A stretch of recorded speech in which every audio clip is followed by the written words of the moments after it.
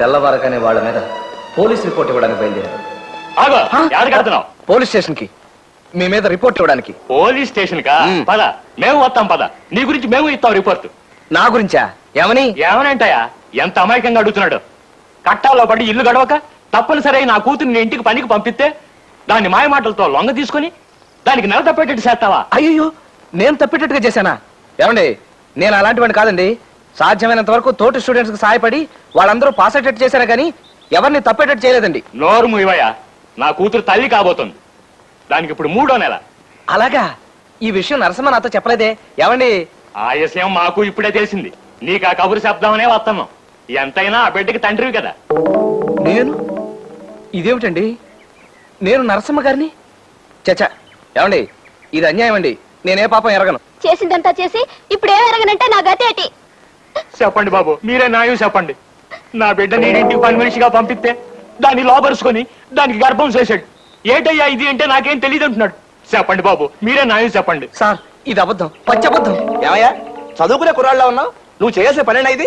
ఎంత అమాయకంగా కనబడుతున్నాడు చూడండి. సార్, నాకేం తెలియదు సార్. ఒట్టు, సరస్వతిదేవి మీద ఒట్టు. ఇప్పుడు నా బిడ్డ మెళ్ళ తాళి కట్టనంటే అది ఊరేసుకుంటుంది. నా బిడ్డ నాకు దక్కించండి బాబు, మీ కాళ్ళు కొట్టుకుంటాను. ఇట్లాంటి మాటలు మాట్లాడుకో. నేను ఎవరిని పెళ్లి చేసుకోను. ఓ పలుసు పిల్లలు చెడగొట్టి పెళ్లి చేసుకోవాలంటే ఊరుకుంటారంటే అతనితో మాట్లాడండి. 4 తగిలిస్తే తెక్క కుది దారిలోకి వస్తాడు. ఏమయ్యా? ఆగండి. ఎక్స్క్యూజ్ మీ, తప్పుకోండి. చూడండి, మీ చుట్టూ ఈ జనం ఏమిటి? నేను ఇప్పుడే ఊరి నుంచి వచ్చాను. ఇంటికి వెళ్ళి తాళం వేస్తుంటే మిమ్మల్ని వెతుక్కుంటూ ఇలా వచ్చాను. నువ్వెవరు తల్లి? నేను ఆయన భార్యనే. ఏమయ్యా, ఇంత లక్షణమైన పెళ్ళాన్ని ఇంట్లో పెట్టుకుని నీకు ఇవేం కక్కుర్తి పనులయ్యా? ఏం చేశారైనా? అతని ఇంట్లో పనిచేసే ఈ అమ్మాయిని గర్భవతం చేశాడమ్మా. అది అసంభవం, నేను నమ్మను. అదేమిటమ్మా? మాకు చాలా చిన్న వయసులోనే పెళ్ళయింది.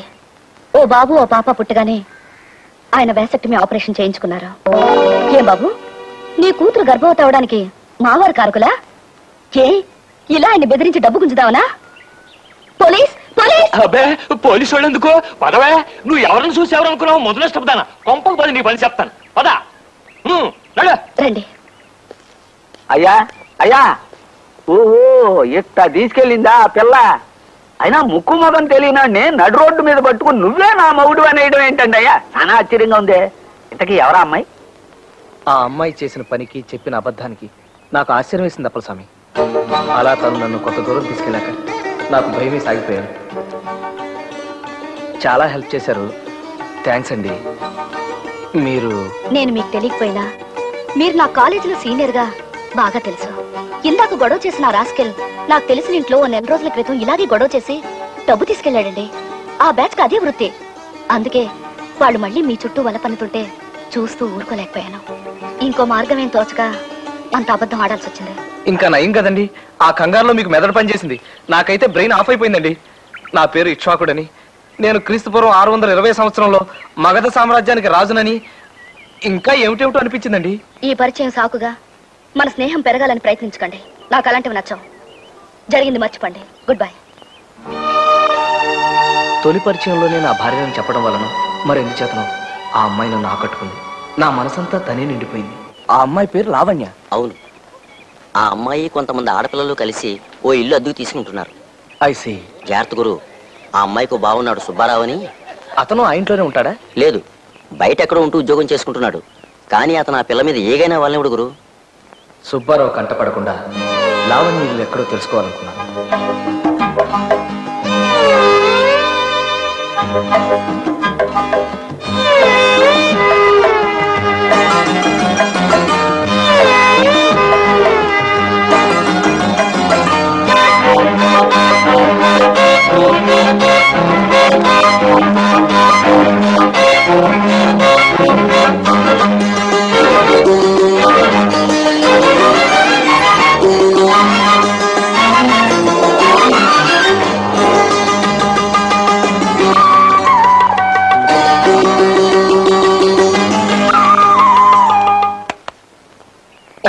మిస్టర్, ఎవరు కావాలి?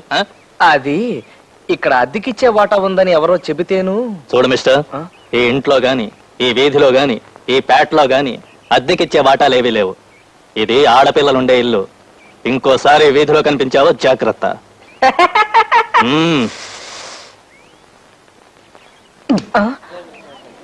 లావణ్య కోసమా? రే ఊరుకోరా. రే నువ్వు అమ్మాయి వెంట పడుతున్నావు అని కాలేజీ మొత్తానికి తెలుసురా. రే పర్మిషన్ క్లాస్కి వెళ్ళే.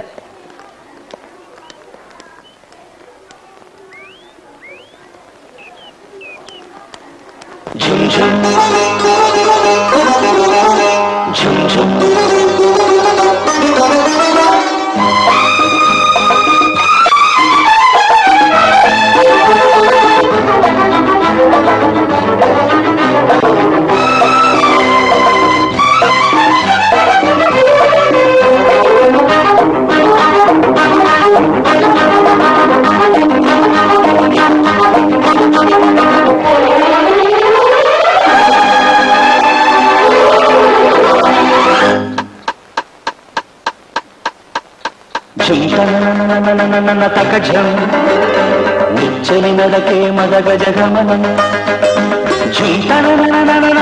తకజం విచ్చిన నగదే మెరిసిన గగనం రెప్పల మాటున రెపరపలాడిన రేపటి ఆశలు ఒదిగి ఒదిగి గుసగుసమని తకజం నిచ్చని నడకే మదగ జగమనం తకజం విచ్చిన నగదే మెరిసిన గగనం.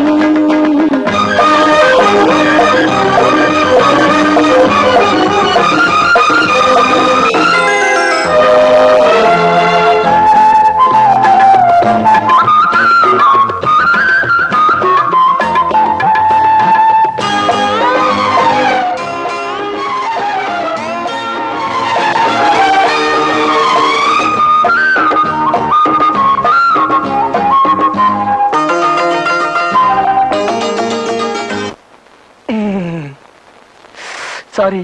చూపులోనే ఓ సుప్రభాతం తలపు తలుపు తీయగా చూపులోనే ఓ సుప్రభాతం తలపు తలుపు తీయగా ఓపలేని ఓ మౌన గీతం రాగం తీయగా నందనాల నవ పారిజాతం ఇలకే జారగా ఊహలు గీచిన బొమ్మకు ఊపిరి వచ్చిన వెచ్చని కలలు విరిసి కలిసెను జత తకజం నిచ్చని నడకే మగగ జగమనం తకజం విచ్చిన నగవే మెరిసిన గగనం.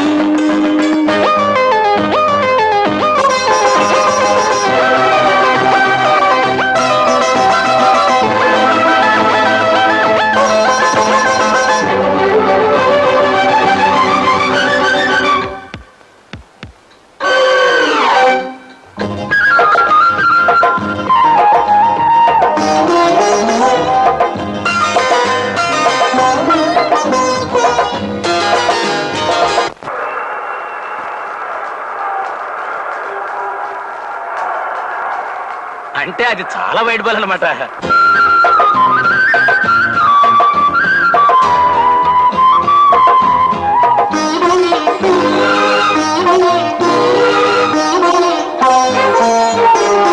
నీలి నీలి మేఘాల తేలి భూమికి దిగిన తారక నీలి నీలి మేఘాల తేలి భూమికి దిగిన తారక ఆలపించే అనురాగ వీణ పలికే గీతిక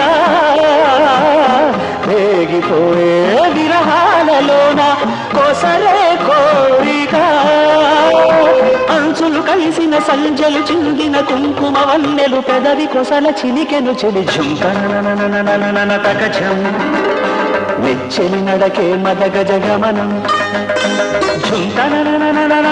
తకజం విచ్చిన నగలే మెరిసిన గగనం రెప్పల మాటున రెపరెపలాడిన రేపటి ఆశలు ఒదిగి ఒదిగి గుసగుసమని.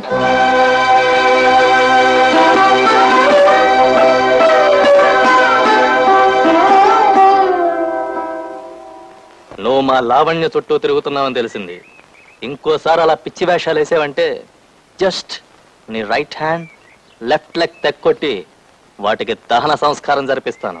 ఆ తర్వాత కర్రల సాయంతో కుంటడానికి కూడా వీలుండదు. జాగ్రత్త. Take care. మహా కోపిస్టులా అనిపించిన సుబ్బారావును మంచి చేసుకుని ముగ్గులోకి లాగాలని ఓ గొప్ప ప్లాన్ వేశాను. హలో సుబ్బారావు, నమస్కారం. ఒక్క నిమిషం ఆగండి. ఆహా, నా రాజా, గొప్పవారి వ్యక్తిత్వం వారు సైకిల్ ఆపే పద్ధతిలోనే తెలుస్తుందన్నాడండి గిల్బర్ట్ సైకిల్ అనే ఫ్రెంచ్ శాస్త్రజ్ఞుడు. ఏమి స్టైల్ గా ఆపారండి. వా వా, హ్యాట్స్ ఆఫ్. ఏ అప్పు కావాలా? ఏం సార్ అలా అడిగారు? అంతగా పొగుడుతుంటేను అనుమానం వచ్చింది. ఆహాహా, ఏం జోకు పేల్చారు సార్. వా వా వా, హ్యాట్స్ ఆఫ్. ఇంత గొప్ప విజ్ఞానం ఉన్న వ్యక్తికి ఓ చిన్న పార్టీ ఇవ్వాలని నా బుజ్జి మనసు పడుతుంది సార్. పదండి, అలా హోటల్కి వెళ్ళి మాట్లాడుకుందాం. కాఫీ హోటళ్ళకి, కాకా టీ కొట్లకి, పార్టీలకు రాను నేను. తప్పగా. సార్ పోనీ ఎక్కడికైతే వస్తారు సార్? తీర్థయాత్రకైతే వస్తా. తీర్థయాత్రక అంటే? అర్రే, ఇలా పడిపోయారు సార్? పడిపోలా, జస్ట్ రెస్ట్ తీసుకుంటున్నాను అంతే.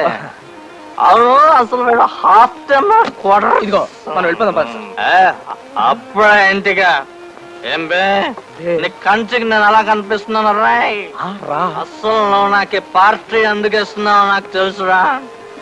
నన్ను మంచి చేసుకుంటే లావణ్యకి దగ్గర అవుదాం నీ ఐడియా. అసలు నేను అవడం నీకు తెలుసురా? చెప్పరా, నా పేరేటో చెప్పా. సుబ్బారావే కదండి. నా పేరు ఏంటంటే పుష్పం పేరు చెప్తా బెడ్బే. పుష్పం పేరు అంటారేమిటి తండ్రి? నేను చెబుతుంది మీ పేరే సుబ్బారావు. నా మీద ఒట్టు. కాదు, నా పేరు సుబ్బారావు కాదు, నా పేరు అలెగ్జాండర్. నేను గుర్రం ఎక్కినప్పుడల్లా నా పేరు అలెగ్జాండరే. అయితే గుర్రం గుమ్మం దగ్గర ఉంది, రండి. ఎక్కడ గుర్రం ఎక్కడ? ఇది కూడా బిల్ మొత్తం ఆడి దగ్గర తీసుకోండి. అసలు హాఫ్ టైమ్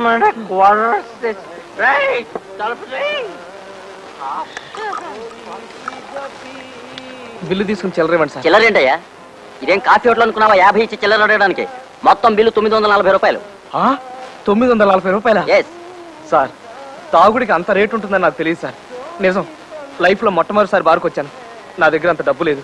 కావాలంటే ఇన్స్టాల్మెంట్ పద్ధతిలో సంవత్సరంలోగా మీ అప్పు తీర్చేస్తాను. నా మాట నమ్మండి సార్, ప్లీజ్. రేయ్, వీడిని లోపలికి ఇడ్చిల్లండ్రా. ఓకే, అలాగే బాబు. దండాలండి అయ్యా. అదేమిటి అప్పుడు స్వామి, డ్యూటీకి వెళ్ళలేదా? లేదండి, తమ కథ సగంలో ఆపి డ్యూటీ ఎక్కడానికి మనస్సు అప్పలేదు. అందుకని ఇవాళ సిక్ అయిపోయాను. కథ చాలా బాగుంది. చెప్పండి అయ్యా, తర్వాత ఏమైంది?